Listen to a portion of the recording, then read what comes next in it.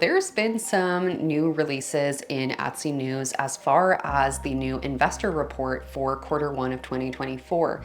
And with this wave of new news comes more things that we just have to be aware of as Etsy sellers. One of those being that in Q1 investing report, Etsy has stated that they are looking to get more into suppressing and removing listings that aren't following Etsy's house policies. Now, as scary as this may sound, it's not anything new, and it just seems like Etsy is turning up the power and revving up its engine as far as what they're going to allow on Etsy and what they're not going to allow on Etsy. In this video, I just wanted to make a refresher video on what not to post on Etsy and the prohibited items that don't really show up on Etsy's prohibited item list, but they absolutely had to make this video because a lot of sellers don't know the SEO that can get a listing automatically taken down on Etsy. And there's a few words in specific that you should not be writing in your titles, tags, or description. Now, one of these on my list that I'm going to start off with is not so obvious, and honestly, it's a shock to a lot of people. And that first product that is banned from Etsy is anything amber containing as far as jewelry goes. Allegedly, there was a lawsuit against Etsy. Now, as much digging as I could do, I didn't find the lawsuit, but going and searching through Reddit, I found a few threads that were talking about how there was some sort of lawsuit with someone who had a small child and potentially a baby, allegedly, that had swallowed amber from a seller on Etsy, and Etsy had a lawsuit from that situation that unfolded. This is all alleged. I honestly could not find the actual evidence and proof, but due to this finding, if you notice, if you type in amber in your title or tags, you may get your listing removed from Etsy. And the reason being is due to this alleged lawsuit from a few years ago. The reason why I came across this was only because a member of my print-on-demand friends group on Facebook, by the way, if you're a print-on-demand or Etsy seller, you can join that group in the links in the description below. But I did have one member of our group who posted that they got listings taken down, and that was the reason was because of the amber. So again, if you've successfully posted a listing with amber, I would love to know down below. But so far, the verdict is you can't use amber in your SEO terms anywhere. The next prohibited product on my list is kids hoodies with strings. Now, this is again another hidden prohibited item, if you will, and it may be on a article on Etsy or maybe in the prohibited item section. There are some hidden keywords on Etsy that Etsy does not announce, and we only find out about when we accidentally use these keywords in these listings, right? Again, the same situation happened where I had a few members of my Facebook group report that they had multiple kids hoodie listings taken down on Etsy. We had another lawsuit allegedly. Again, I literally can't find these lawsuits. I don't know where they are, but like, I don't know, maybe it was like someone paid someone to erase the lawsuit. Allegedly, there was a lawsuit related to children's hoodies with strings sold on Etsy. So from this alleged lawsuit, hoodies with strings for kids, those phrases cannot be used in an Etsy listing. Just know that you should not be selling any kids hoodies with strings, as these are a potential choking hazard to kids. And also in your SEO, keywords for titles, tags, description, you do not want to use with strings with any hoodie.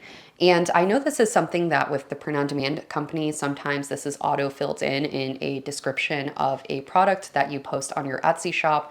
This is when you do want to look through that description and make sure it has nothing saying strings, because again, you can get your listing triggered to be taken down on Etsy just almost immediately once you throw it up on Etsy. So here is the next one that comes to a surprise to many print-on-demand sellers. So if you're a print-on-demand seller, listen in because this one will directly impact you. This product is offered by most print-on-demand companies, and it is actually prohibited from Etsy, and it's a silent prohibited item. I've heard of articles that have came out by Etsy, but it hasn't been addressed fully, which is print-on-demand jewelry.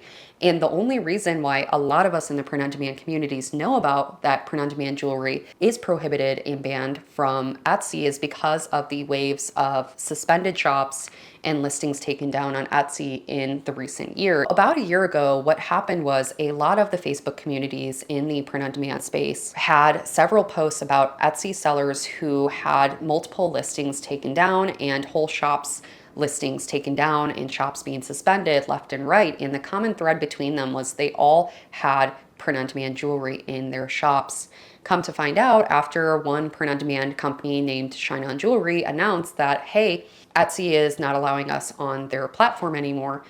After that point in time, jewelry from any print-on-demand company was not allowed. And there's plenty of print-on-demand companies that offer jewelry now, one of them being Printify. So if you wanted to sell on another platform jewelry, such as Shopify or anywhere else, your own website, Squarespace, what have you, you could sell jewelry on those websites, but you just can't sell it on Etsy. Now, the reason isn't really known here. I don't know if, again, I like to use this YouTube channel as like a comment community section. So if you know any of the reasons why jewelry was taken down, I would love to hear. This is just something that's really upsetting for me to hear and frustrating for me looking at these sellers who have made it big on Etsy with selling print-on-demand jewelry, and only to find that Etsy just doesn't really message anyone first, and they don't even warn those sellers. And the best way I could describe it is if you have like a really toxic landlord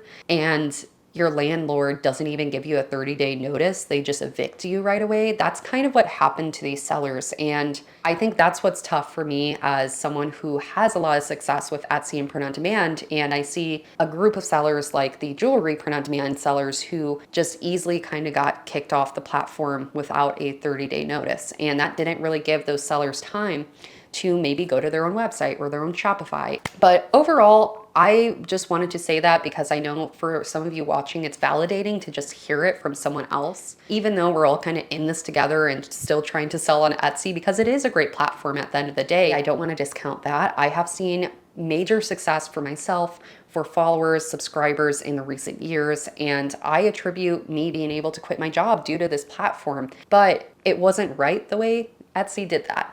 And I think that's just one thing I have to get off my chest. And that is all, that is it. I'm going to step down from my little pedestal now, and we're gonna get back to the video. The next product that is prohibited on Etsy is drop shipping products. So this is a whole category in itself. What drop shipping is products that are already made by a supplier, and this supplier could be in a different country, it could be in the US, could be in Canada, what have you, but these products are already made.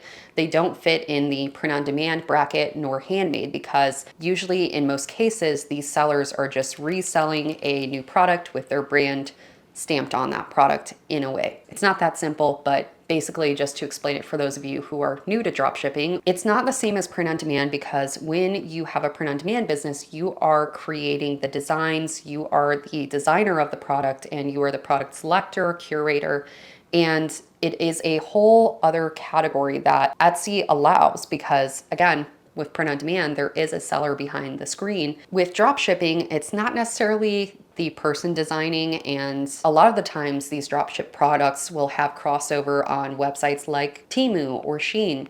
And how do you pronounce Shein, by the way? Does anyone know? I just want to take a moment and ask, how do you pronounce Shein? Is it Shein, or is it Shine, or is it Sheen? I don't know. I'm so sorry if I mispronounced that. I won't say it again, I promise. But basically, that is why items that are drop shipped are not allowed on the platform. Seemingly, they somehow go through the cracks and are still sold on the platform, but Etsy is now cracking down even more on these types of listings. The last but not least that falls into this list of prohibited items is trademarked and copyright infringing products on Etsy. You may go on Etsy and see, if you look up maybe Disney group t-shirts, you'll see hundreds of results of Disney t-shirts. Now, even though Etsy's system has a AI bot system or some type of auto flagging system within it that will automatically remove anything that has Disney in its SEO, that doesn't mean that listings don't still slip through creatively and designs still have Disney logos and characters in them that is not allowed on Etsy. And in fact, a lot of other trademarked infringed products are not allowed on Etsy either. Here is just a quick list of some commonly trademarked and copyright infringed products that I have seen in my time on Etsy. One being, of course, Disney, anything Office related, Harry Potter related, any characters from any of these shows. A lot of them are trademarked, copyright infringement, intellectual property of the creators and the writers and the shows and movies that we all love and we know. I'm a huge fan of Disney, but let me just say, I would never mess with the mouse, okay? I know like Steamboat Willie got recently released, but like I am never messing with the mouse because the mouse, he fights a lot. So just a quick warning to those of you who love Disney as much as me, and maybe you want to do a Disney inspired t-shirt. My answer is based on my experience because first of all, I am not a trademark lawyer and I will never claim to be. But for me personally, if it's even on the line of infringement, if it's infringe zone friendly, I will not do it. I would never create anything Disney because I feel like Disney is listening and watching me and even mentioning Disney in this video. I don't know. I'm not messing with it. Somehow it will find you. And by it, I mean the mouse. Besides that, just going over some other common trademarked phrases and words like Band-Aid, that is a trademarked word. Also Yellowstone and national parks, a lot of national parks are actually trademarked. So again, don't use that. The word realtor, that is trademarked. Also, do I say that right? I don't even know. I should stop asking that in this video. That's like the 5th time I've asked that. But anyways, there are so many lists of commonly trademarked phrases, and in fact, I do recommend watching this video next because I go more in depth on those in that video. Besides that, thank you all for watching. Don't forget to hit that subscribe button, like the video for more content like this, and I will see you all in the next video here.